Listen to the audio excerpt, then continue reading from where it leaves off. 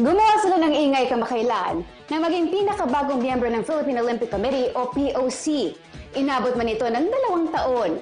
Lubos pa rin ipinagpapasalamat ng grupo ang pagkakataong maging opisyal na kinatawan ng Pilipinas sa mga paparating pang international competitions. Kaya ngayong hapon, samahan niyo ako teammates na mas makilala pa ang sport na pole dancing. Mula sa Philippine Pole and Aerial Sports Association, magandang araw and welcome dito sa PTV Sports PPASA President Ciara Sotto and PPASA Secretary General Ayjell Acejas. Magandang hapon po! Hi, good afternoon. Thanks for having us. Hi, good afternoon. Thanks for having us, PTV4. Yes, syempre we are very privileged to have you here with us. Ngayon, let's talk about this very exciting news, which by the way, I want to congratulate the Philippine Pole and Aerial Sports Association for finally having its own national sports association. What was your initial reaction when you were notified by the Philippine Olympic Committee for being officially recognized na, Ms. Ciara? We were so excited and super, nagulat. Because we've been waiting for it. So the moment I got a text from my team, I told Ayjell right away. And I said, girl, I got this text. And I explained to her. And we were so happy. We couldn't believe it. We wanted to celebrate. Pero syempre limited kami to like video calls.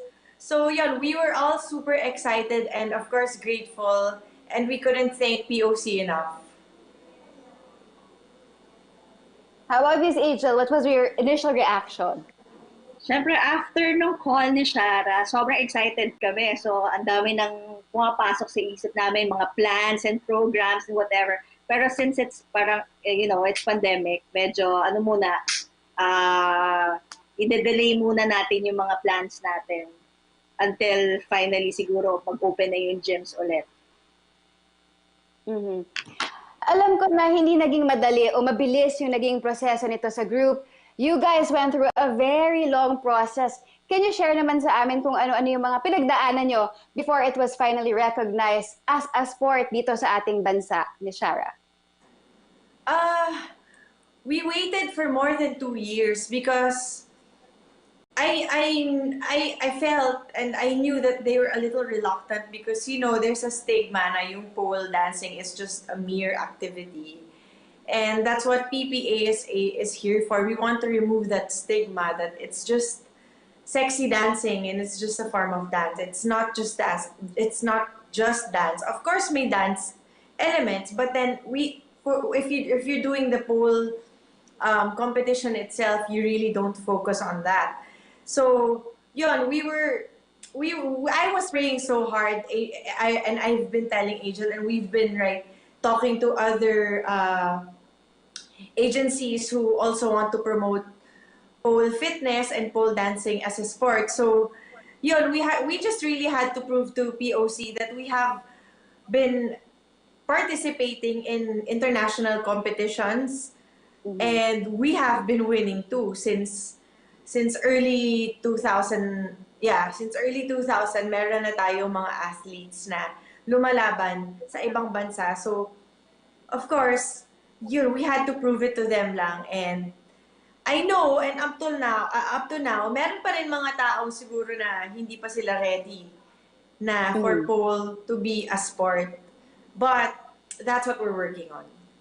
Mm-hmm. 2 years, sobrang tagal na proseso ito, no? Ano po ba yung mga naging requirements na hinihingi ng POC, Ms. Ayjell?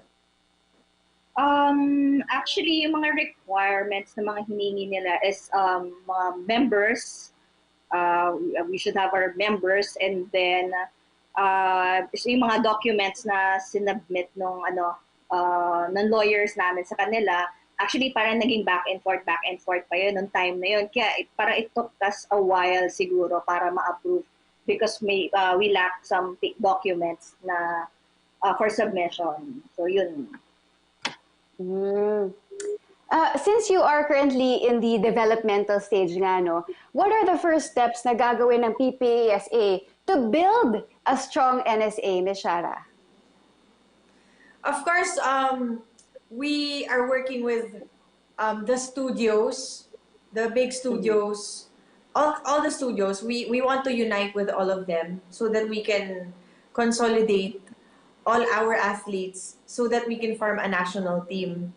And of course, we want to be part of the SEA Games because it's a big step already that we have been recognized by the POC. So a big step is we want to talk to the other countries, and of course they all have their associations, their respective federations, associations, and work with them towards being part of the SEA Games because of course our ultimate goal, and internationally the federations around the world, the ultimate goal is to be part of the Olympics. And there's a very, very big chance. So that is what we want to do right now for our NSA to go around the country, find our athletes, train our athletes, and then help and support them when there's an international competition. How about Miss Ayjell? Just to add also, kasi since NSA na kami, and our goal also, not just for SEA Games, but the federation that we are affiliated with is parang they're also pushing it to be an Olympic sport. So being part of that organization, and then if we talk to other countries pa, like, kasi parang when I check the federation members, dito sa Southeast Asia, parang konti pa lang eh. So if we talk to them and then pag mag-member sila, then it's a bigger chance na in the future, mapapasama na sa Olympics. So yun. So sobrang dami, sobrang lawak ng plans ng whole, no? But then given our current situation na natigil na nga itong mga sporting events locally and abroad because of the pandemic, ano-ano yung mga challenges ngayon para sa PPASA? And what are your plans in order to overcome it? Miss Ayjell? Right now, syempre, since all the studios are closed, so and it's hard to do mga I do online sessions, but the thing is kasi parang it's hard to teach kasi parang as a teacher you would normally spot your students. So since it's not possible, so yun yung mga challenges namin. So ano pa ba? Hindi kami makaturo ng mga beginners kasi parang, of course, we will require you to have your own apparatus at home. Pero since it's very expensive for a beginner, at saka hindi mo pa sure kung talagang if you want to pursue it, parang not advisable to buy your own pole kaagad. Yeah, at saka magiging super expensive yun for the athletes to do that. How about Miss Ciara, other than yung training challenges, ano pa yung mga challenges ng PPASA right now? Ayun nga, syempre limited kami, hindi kami makaikot, hindi kami makarecruit ng mga bagong members kasi that's why it's part of the reason na rin that we made this first year of membership free because globally we're going through something. So, free muna yung membership right now, but as long as you are an active pole fitness member or student or athlete. So, yun, mahirap na limited kami, hindi kami makaikot, hindi kami makapag-training, self-training lang ang ginagawa namin, and yun nga, like sinabi ni Ayjell, hindi kami makapagturo ng mga bagong students who want to learn, ang dami pa naman na gusto na ngayon mag-try. So, yun yung mga parts namin. And of course, some studios have been telling me na, syempre it's hard because some of them have to pay rent without even opening their studios. And, so, syempre affected yung sales and all. So, yung business side of it, there is also, may malaking naging problem din nila. But I think, very, very soon, soon, mag-o-open na rin, but then it's going to be very limited. I don't think they can accept as much students per class, so we can actually add a class so that we can accommodate all the other students. But then again, that's another payment or salary para sa teacher. Pero ganun talaga. I think we just have to adjust to the current situation. Sa recent interview ko sa inyo, na-mention nyo na wala pang national pool as of the moment, pero you're planning to hold a nationwide tryouts. Any update on this, Ms. Ciara? Oh, we're still limited, but then we're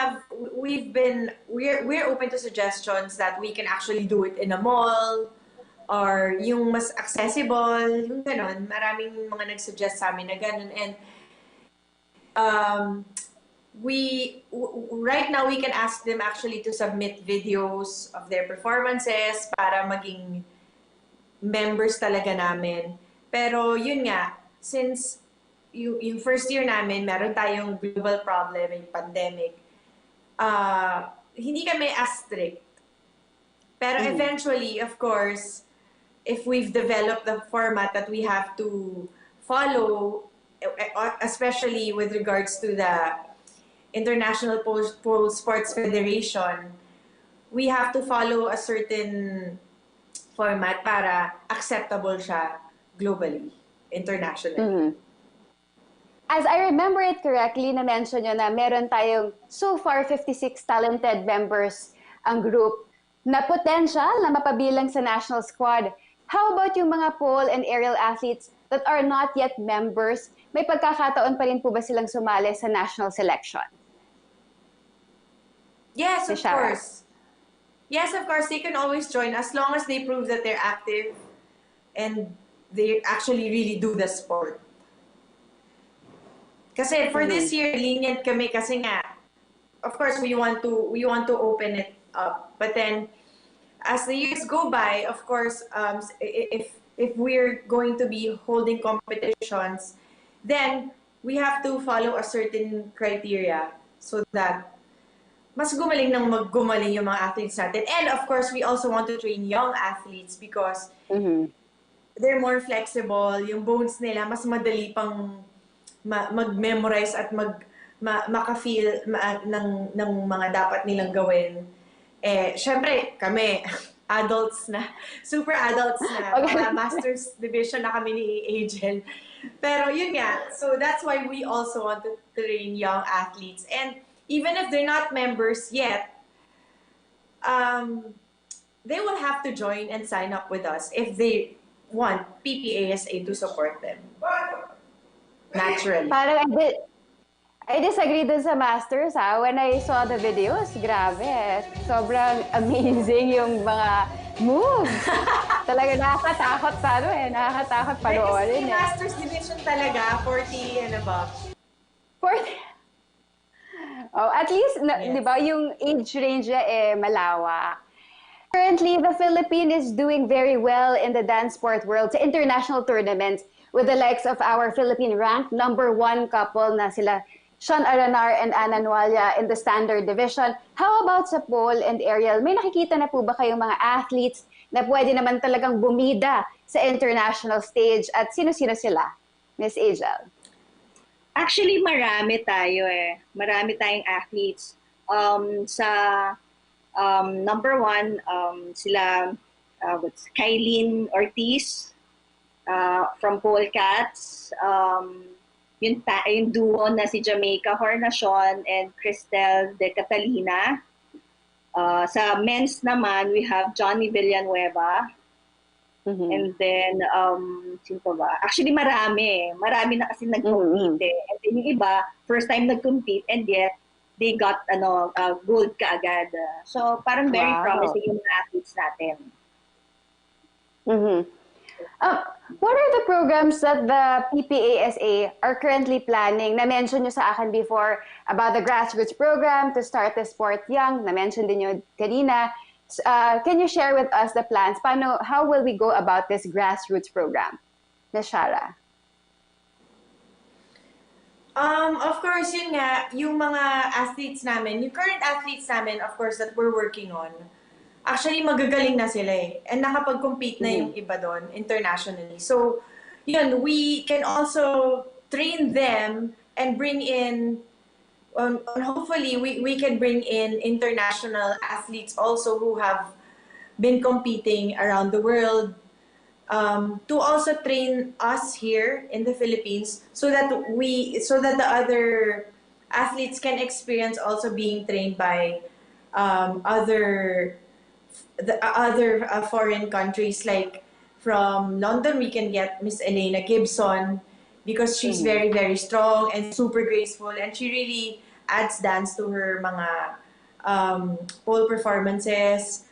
Hopefully, we can get Ona Kivela from Finland. We want to bring in international pole and area athletes here in the Philippines so that ma-experience din ng ibang members ng PPASA. Also, we want to bring the pole to every community here para ma-experience din nila. So we're trying to come up with a local production of the pole. We have to seek approval then, of course, dun sa International Pole Sports Federation namin. Kasi kailangan safe siya enough to be used here sa Philippines. Kasi most of the time, we order our poles and our apparatus sa States or sa China. Tapos i-ship pa dito, so another bayad din yung delivery and shipping. So we want to come up and fabricate our own pole na sturdy enough, safe enough to use, na gawa dito sa Pilipinas. Yes, actually magandang idea yun, no? Na dito na sa Philippines natin pwedeng gumawa ng pole. How about Ms. Ayjell, to add on dun sa ating grassroots program that the Federation is planning to hold?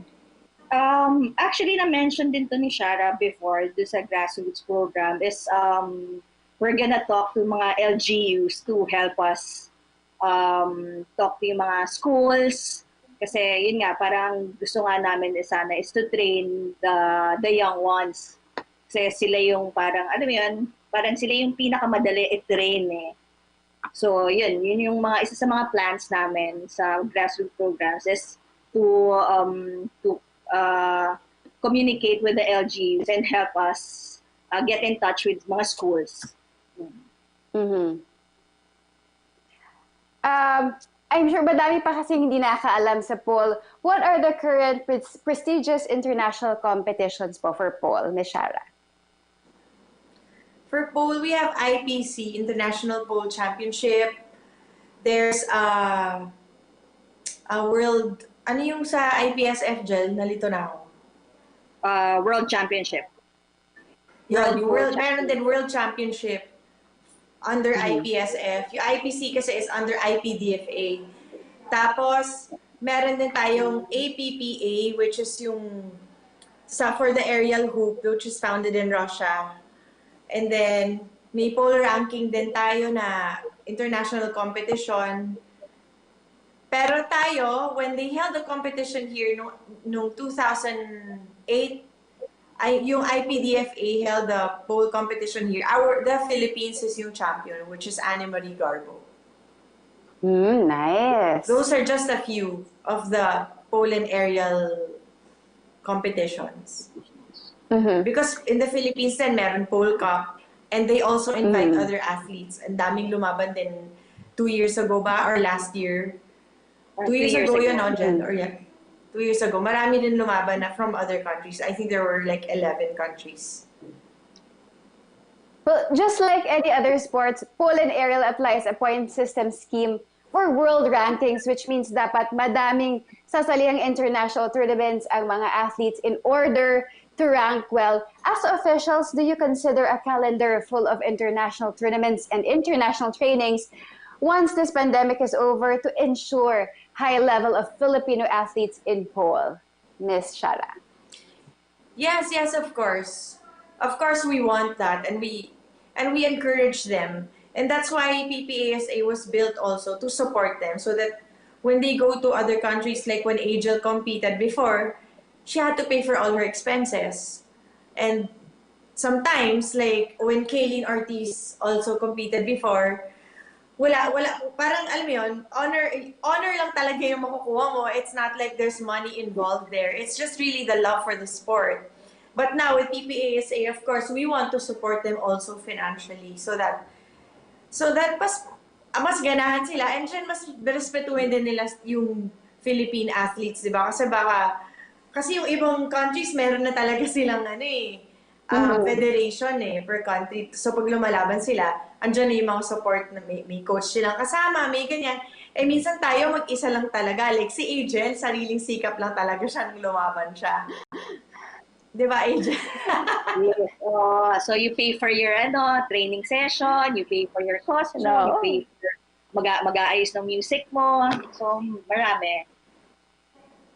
Miss Ayjell, ikaw nga nag-athlete ka rin ng pole and aerial. What were the challenges na meet mo as an athlete, and ngayon na Secretary General na kayo, paano natin to matutugunan para matulungan yung mga future athletes natin? Actually, at first, parang pag sinabi mong pole athlete ka, parang it's not a career. No, it's just a hobby or it's just a fitness. So when Ciara and I parang decided din nga, parang sige, ituloy natin to PPSA.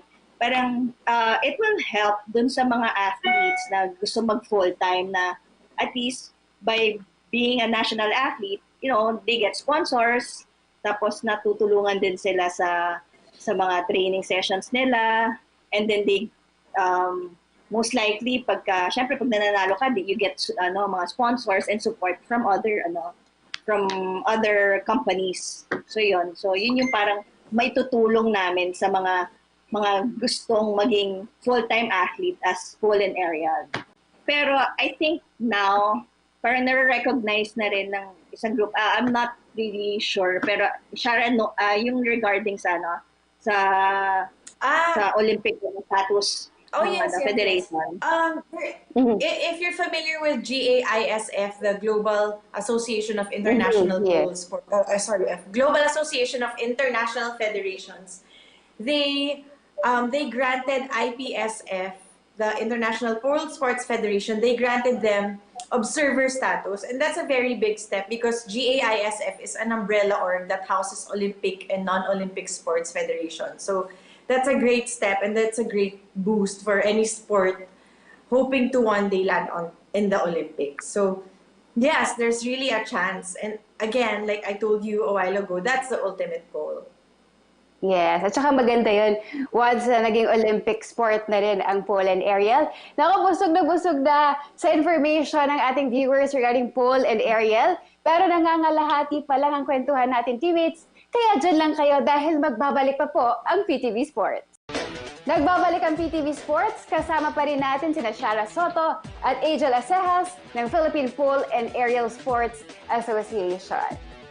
Well, your NSA was welcomed to the POC family in a very unusual time. How will this challenge you to further bring your sport closer to the Filipinos, Ms. Ciara? We are planning to bring the sport to other parts of the countries, the provinces. So that's why we are trying to fabricate our own apparatus, which is going to be made here in the Philippines, and para it's easy, they have easier access to it, so we'll be able to spread the sport throughout the country, not just throughout the country, but throughout the world. But since it's a very unusual time, we are still so grateful because they still pursued, they still let us join the General Assembly in a not so conventional kind of way, which is through Zoom. And we still have to present to them and explain to them everything about our plans, our sport. And of course, we will prove to POC that we really have strong athletes and we can really compete internationally. Mm-hmm. Ms. Ayjell, being an athlete yourself, paano po ba natin ito mapapalapit sa mamamayang Pilipino itong sport na pole and aerial? Actually, marami kaming ginagawa right now. Like we have this our Facebook page, and then we're trying to boost our page para at least malaman na rin ng mga Filipinos na it's it's a legit sports na. And then well, of course si Ciara, thank you na rin. Of course she's a celebrity. So parang malaki rin yung help na nagagawa niya na nagko-connect siya with the Filipino people na at least alam na nagpo-pole and aerial siya. So yun yung mga nangyayari ngayon. Since I mentioned ni Miss Ayjell, Miss Ciara, you are a celebrity. Aside from you, sino-sino pa ba ang mga sikat na part of your organization na nagpa-practice ng sport? Before, Miss Ciara. naturuan ko si... hindi siya part ng PPASA, pero before, naturuan ko si Bella Padilla, si Sara Labati, nakapag-try sila. Tapos, I know Iza Casado was very into it before. And Ayjell Acejas did it for a movie. So, meron mga artista na talagang open to the sport. Also, Cherie of Viva Hot Babes, she also practices pole. And yeah, I think she's part of our association also. So, madami pa. Madami Pero yung dong- international athletes natin, andyan si Ana Marie Garbo, Jamaica Jornacion, Cristel de Catalina, Amaya Gonzalez, Johnny Villanueva. Yon, marami pa. Sorry kung hindi ko nabanggit lahat. Pero yun yung mga sikat din natin right now. Kaylin Ortiz. Madami-dami na rin. Doon po sa ating mga viewers na hindi nakakaalam kung ano yung pole and aerial sport, can you give us a background about it, Miss Ayjell? Pole in area, well, pole, it's actually a full body workout. It's just like doing gymnastics, but you're doing it on a vertical pole. So it also requires you flexibility, cardio, strength. So yun, ano pa ba? So no need for dance background naman, because eventually when you undergo training, so natututunan naman yon along the way. Yun. How would you change the typecast? At na-mention nyo nga ito kanina, na ang pole is not just about what you see in erotic high-end bars or fitness gyms, or na-mention nga kanina ni Miss Ciara na for some, they consider it as a leisure activity. Miss Ciara. That's why I invite everyone to try it, just so they know the feeling and they know how hard it is, especially for first-timers. And we're very, very open to tryouts naman, and we want people to really get into the sport. Of course, it's also a healthy sport to get into because it's good for your mental health, for your physical health. That's why, yun nga, para maalis yung stigma na yon, first, you have to try it. Second, of course, we don't do the sport for the male gaze. It will come out in your performance it depends on the goal of your performance. Like every time I perform, I don't do it para magpa-sexy. I'm just sharing the art and I'm just sharing the love for the sport that I do.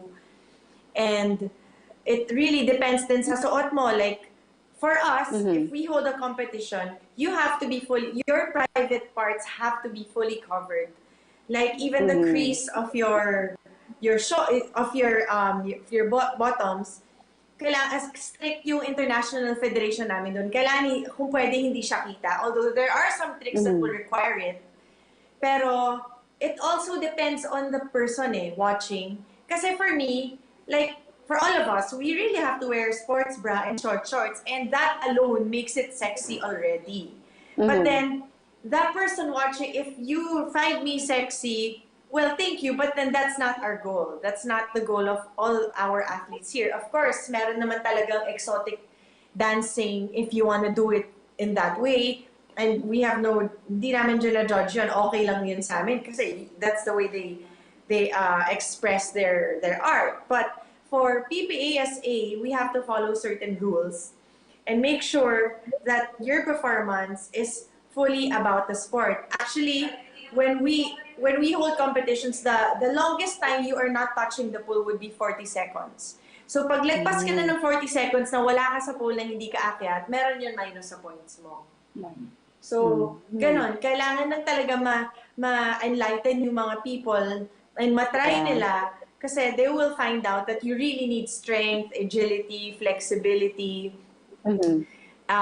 endurance to be able to do this sport. And like any other sport, you have to keep training so that you improve on it. You can't just attend a few classes and then you'll get it na. Hindi siya ganon. It's a serious sport. Madami rin palang categories ang pole and aerial. And upon watching dun sa mga nagpo-pole and aerial, kailangan may certain amount of athleticism and strength para to perform well, no? I'm sure madaming curious, may age limit po ba ang pole and aerial competition wise, Miss Ciara? No, but then for if you're a kid and you want to join, there's a pre-novice na category. Tapos yung pre-novice category is 6 to 9 years old. Novice is 10 to 14. Junior is 15 to 17 years old. Senior is 19 to 39 years old.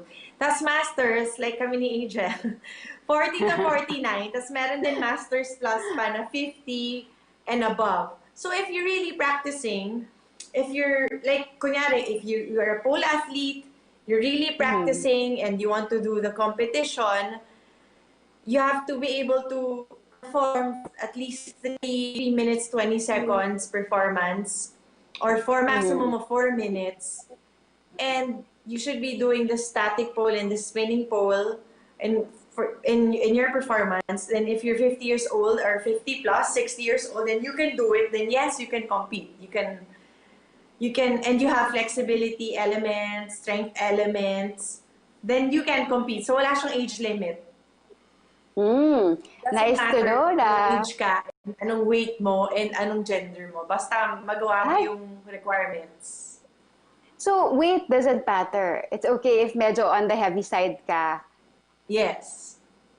Nice to know. I'm sure madami kasing pole tayong nakikita, no? Pero what is the official size of the pole we use sa mga tournaments? 45 mm in thickness. And then it should be at least 3 meters in height. Stainless steel, yeah. Alright. Yeah, medyo mahaba siya. Some of the tricks requires you to go to the top to do the drops eh.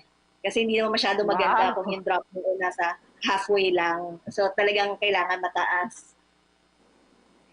Since establish nga natin na napakahaba ng pole, napakataas ng pole, and may drop sign tinatawag, how about the safety of the sport? Madami po bang nai-injure dito, Miss Ciara? Yes! Kami ni Ayjell, marami na kami beses na injure.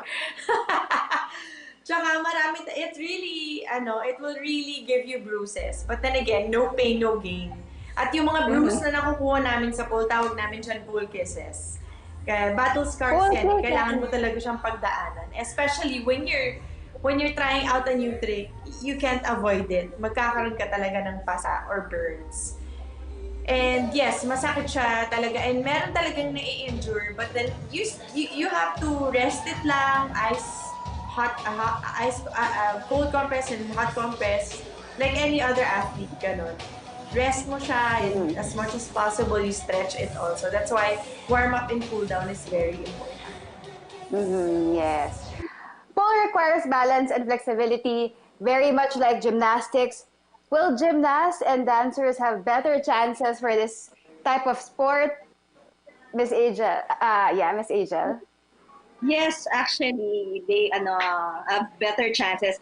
In fact, some of the mga elite pole athletes in UK, they're like former gymnasts. Like yung na-mention ni si Una, and then there's Natalia Tatarinseva. Sila yung mga elite of the elites ng pole. They used to be gymnasts. So talagang malaking chance if background niya is gymnastics. But of course, we're not limiting it na gymnast. Pag gymnast ka or kung hindi ka gymnast, hindi ka pwedeng sumali. But do you think that we have enough pool of talent to be able to excel in this sport internationally, Ms. Ciara? Oh yes, we have a lot. Like I already mentioned, we have athletes who have competed already and who have championed in pole and in aerial and in silk. And just recently, we have 2 Filipino athletes who won and placed in Sanya and Ayjell, yung silk, aerial silk, di ba? Sa Australian aerial competition. Yes. So, we have so much potential. We really do. It's not being mayabang. We are blessed that we have these people and nananalo talaga. Like, almost every time nananalo tayo tuwing sumasali sila. Kung hindi man champion, nagkakaroon ng place. I think it has something to do with us Filipinos being kumbaga flexible tayo, and then meron tayong innate gift sa pagsasayaw and performance and arts. What can we expect from our association in the next months na kahit na may COVID pandemic tayong kinakaharap ngayon, Miss Ayjell? Well, tuloy-tuloy pa rin naman yung mga online classes. And then some of the studios are partially open, pero for limited limited students lang.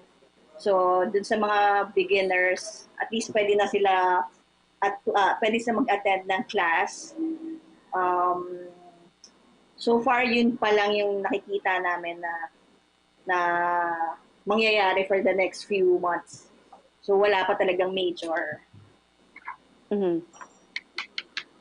Miss Ciara? Yes, yeah, we're just working and, getting in touch with the studios and, of course, maintain safety measures para yung approved pa rin siya ng IATF, para hindi siya, kasi at least pinayagan na nila mag-open. Pero yun nga, meron talaga siya mga rules, like when you get to the studio, you have to make sure na it's clean every time you use the pole. Before and after, you clean it yourself. Your things have to be in a segregated area. There should be ventilation after every class. Mga ganun na kailangan bagong i-follow natin ngayon because nga of this pandemic. Pero yun nga, yung mga plans namin is we will work with the studios, we will work with other cities, and continue online classes. And of course, remind our athletes that if you don't get to pole, you have to find another workout just to maintain your strength and endurance. So you can do yoga at home, you can do HIIT or spinning classes. Basta lang gumagalaw pa rin yung katawan. Okay, that's nice. Well, at bago po tayo magtapos sa message niyo po sa ating mga viewers and sport enthusiasts na excited na makitang bumida ang ating pole and aerial athletes, let's start off with Miss Ayjell. Okay, I'm inviting everyone to try pole, hoops, and aerial silk. Find your passion. Baka mamaya gusto nyo ang passion nyo pala nasa aerial silk, or yung iba naman ang passion nila nasa pole. Just try the 3 disciplines, and it's a good exercise, I promise you, and this is really something new. Miss Ciara, final message. Thank you so much to all our viewers and to the viewers who are very much interested in pole fitness. We're inviting you to attend our classes and check it out. Check out our videos. We have our PPASA official account in Instagram. So it's at PPASA official. And also for our Facebook page, check out our updates there. Very, very soon we will be holding classes and free tryouts. And hopefully you check our studio in the upper deck PH. If open na siya, then you are all welcome to try our classes. So be open-minded and believe in yourself, and don't be afraid to try something new or something that you're scared of. So let's face your fear and try to be fearless. Yes. Maraming salamat for those messages, at saka syempre maraming salamat for spending time dito sa PTV Sports. We wish you all the best po. God bless and stay safe. Thank you.